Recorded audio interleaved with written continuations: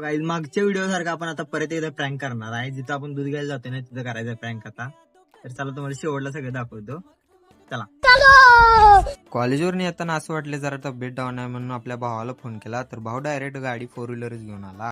गाडी 4 व्हीलर आणल्या म्हणल्यावर मी बी काय ऐकतोय. भावाला म्हणलं सरक तू बाजूला. मग आता घरातून बघतोय तर राहुल पण आपल्या व्हिडिओचं वॉइस ओव्हर करत बसला होता. तर सगळ्यात पहिला मग पाईपा जोडून घेतल्या आणि पाणी भरायला चालू केलं. तर मी काय करायला गेलो कांडवणार नाही असं कधीच झालं नव्हतं. इथं पाईप निघालता बघा. परत एकदा पाईप जोडून पाणी भरायला चालू केलं. तर या माझ्या लाडक्या बच्चीची मध्ये मध्ये लुडबुड चालूच होती.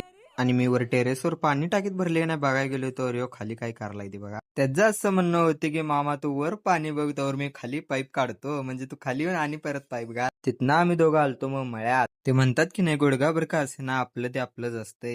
मला कामामध्ये मदत कमी आणि माझं काम वाढवायचं जास्त काम चालू होते याचं. एवढं सगळं निर्लज्जवानी हसतोय पण मी तुम्हाला स्टार्टिंगला सांगितलं